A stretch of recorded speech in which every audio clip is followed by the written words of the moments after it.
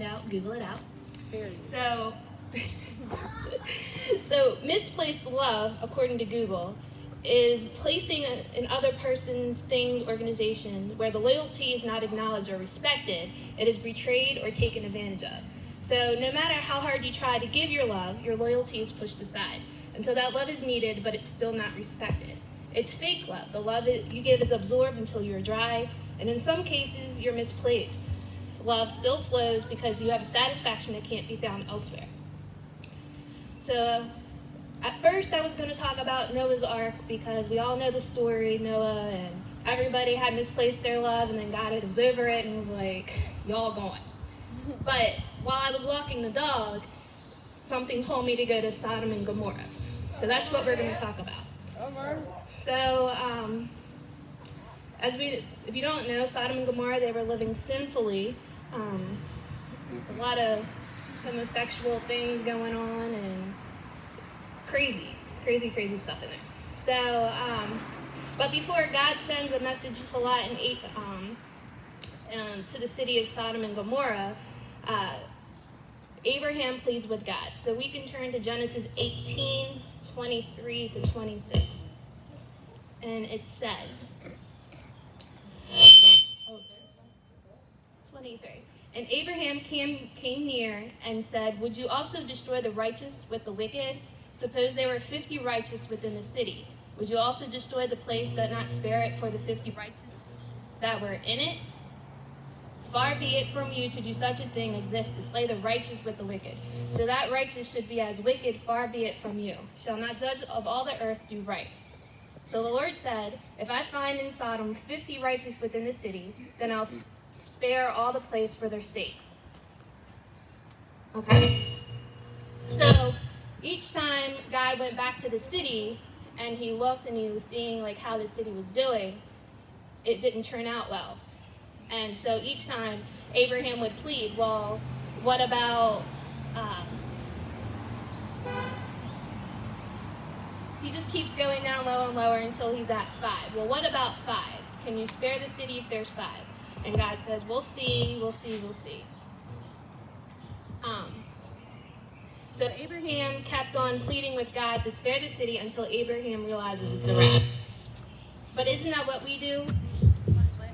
So start from the beginning. Yeah. All the way? Yeah. Genesis what? Okay. There you go. Genesis 18, 23 to 26. Abraham pleads with God to spare the city of Sodom, and he just begs him. And each time God checks on the city, it's not good. He comes back and he's like, well, there isn't any 50. There isn't any 25. There's not 10. Abraham says, well, what about 5? So he goes back, he checks, nothing. Exactly. So each time the city was checked on, the report that followed wasn't good, but Abraham kept on pleading with God to spare the city until Abraham realizes it's a wrap. Isn't that what we do? We plead and we try to fit to keep whatever distracts us, but it feels good to us physically or emotionally. Each time we are faced to let go of something where we misplaced our love, we beg and plead with God that whatever it is, isn't completely stopping us from doing what we need to be doing. We plead with God.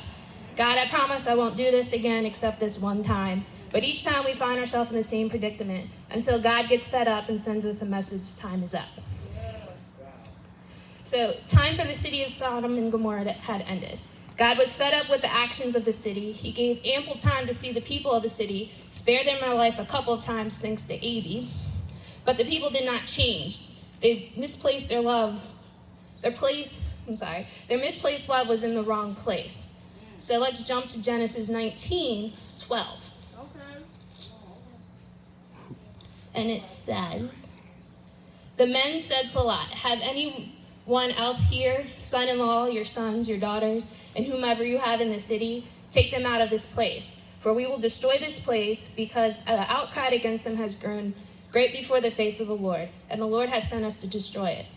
So Lot went out and spoke to his sons-in-law, who had married his daughters, and said, get up, get out of this place, for the Lord will destroy the city. But to his sons-in-law, he seemed to be joking. He wasn't. God was serious. The next morning, the angels urge Lot to get moving and take his family to the mountains. Scared to completely trust God and let go, Lot asked if he could instead go to a small neighboring city, Zoar. God allowed it, which technically I don't think he wanted, but it's kind of like your parents say, I don't think you should do it, but they let you do it anyways because they want you to learn your mistake. I really think that's what he meant, because two things had happened. Lot had repercussions from going to the city of Zoar instead of the mountains like he was told. First, Lot's wife looked back. When she looked back at the city, she turned into a pillar of salt. Just by looking, she didn't physically go. She just, peeped over her head. It's interesting that she turns into salt, for when we consume too much salt, we become sick and dehydrated. We keep playing with misplaced love, keep going, looking back, we'll become our own pillar of salt, dehydrated, drained of what is left. The temptation of wanting was what was caused physical and emotional death. God destroyed what was to help you move on to something better. Secondly, Lot buried his own grandchildren. His daughters got him drunk to have his children because they thought their lineage was over and needed to keep the family going. But if Lot had followed instructions, went straight to the mountains as he was told, none of that would have happened. God already promised Abraham a family, a strong lineage. And God had never promised something and then take it away. So, this next part, I pleaded and I was like, nah, I don't want to do this. And he was like, nah, you have to, because it ties in with everything. And I think that's why it was cool to talk about this. So I was a lot like Lot. Probably still in many ways. I'm still learning.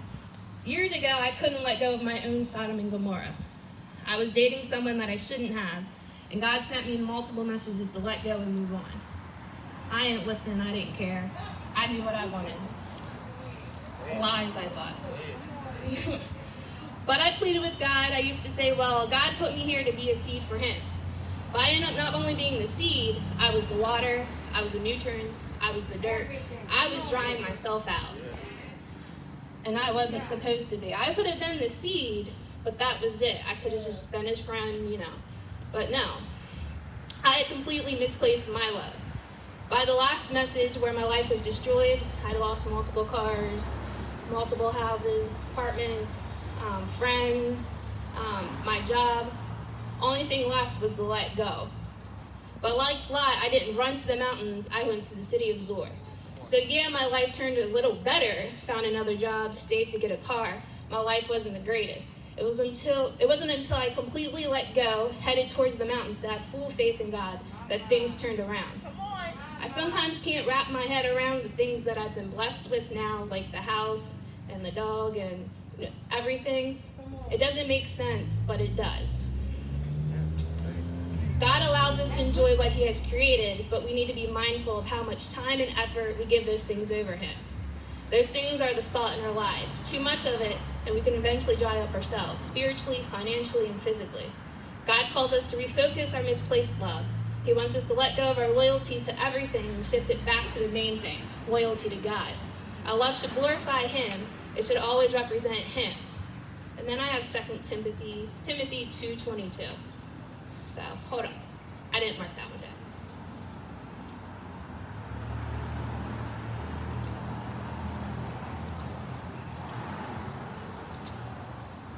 Bear with me.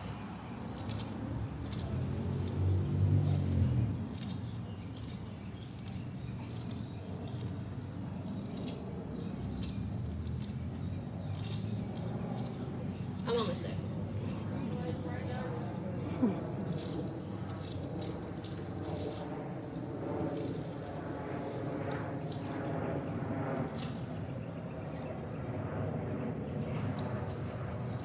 Second Timothy 2:22. Flee also youthful lusts, but pursue righteousness, faith, love, peace with those who call on the Lord out of pure heart. But avoid of foolish and ignorant disputes, knowing that they generate strife. And a servant of the Lord must not quarrel, but be gentle to all, able to teach, patient, in humility, correcting those who are in opposition. If God perhaps will grant them repentance, so that they may know the truth, and that they may come to their senses and escape the snare of the devil, having been taken captive by him to do his will. So love him first, put him first, and the things that you go through, I'm telling you, will be so much easier. The things you thought were mountains are really just little bunny hills. That's it.